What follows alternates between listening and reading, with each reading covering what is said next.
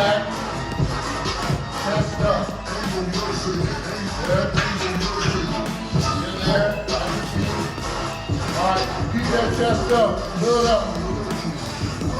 Move on. Go.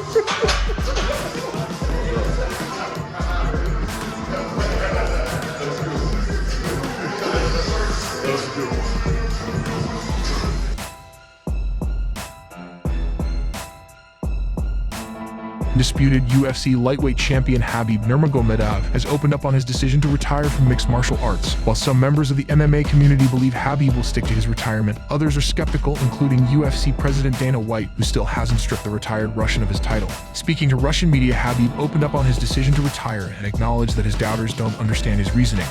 This fight was like no other. The emotions in this fight were completely different. Everything was completely different without my father. I was offered the fight right after everything happened. I had the decision to accept it or turn it down. Nobody knew about this, or retire. Or I could come back, fight, and then retire. Now I tell the people close to me that aren't happy with me retiring that even if I fought 10 more times, I'd still have to face that decision. This decision could come up when I'm 32, 34, 35. It's a hard decision because I've been fighting all my life. I've been on the mats for as long as I remember.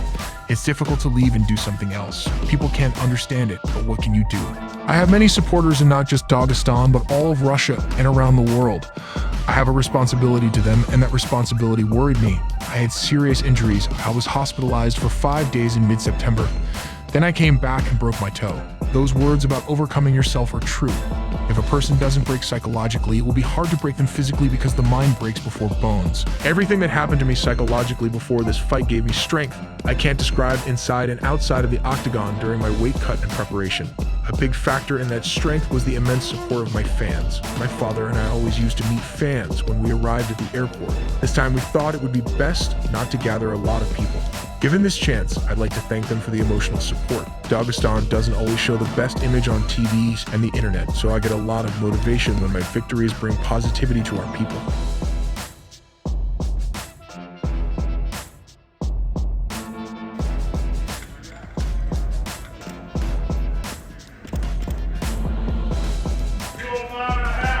.205.5, the official weight for Glover Teixeira. 5.5, the official weight for Thiago Santos.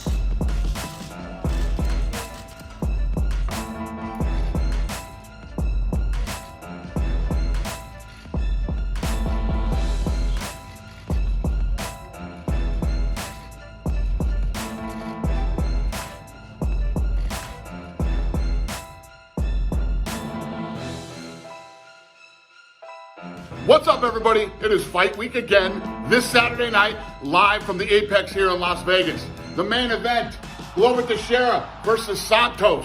Should be a very fun fight. Couple of things I want to point out for you before we get started. The prelims start at 7 o'clock on the East Coast, and they are on ESPN Plus only.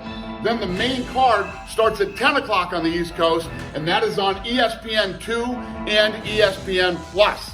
Couple of fights you might not know about. Let's start right here. Rogerio de Lima versus Alexander Romanov. De Lima comes into this fight fresh off a TKO over Ben Sassoli. Marcos is a hard-hitting heavyweight with 15 of his wins coming by TKO or submission. He is a powerful striker, and he's going to be facing one of the hottest prospects in the division, Alexander Romanov. Romanov, he's undefeated at 12-0, coming off an unbelievably impressive finish in his debut. All 12 of his wins are by TKO or submission. Ladies and gentlemen, we won't need the judges for this one. They can go to lunch. This is going to be a very fun fight. Another fight you might not know about. Where are you? Barcelos versus Taha. Barcelos, he's 15-1, 8 knockouts, 2 submissions. His only loss was back in 2014. This dude hasn't lost a fight in almost 7 years. Barcelos is well-rounded with a ton of power in both hands. He's also looking to make it 5 straight wins in the UFC. He is definitely top 15 material. Taha, he's 13-2, 9 knockouts, 2 submissions, and this guy might be an even bigger puncher than Barcelos. On paper, though, he doesn't have quite the jiu-jitsu pedigree that Barcelos does, but this kid has an incredibly durable chin. These two are tough, nasty, incredibly fast bantamweights that are always looking for the knockout. There is not a better fight in this division right now than this one. If you don't know, now you know.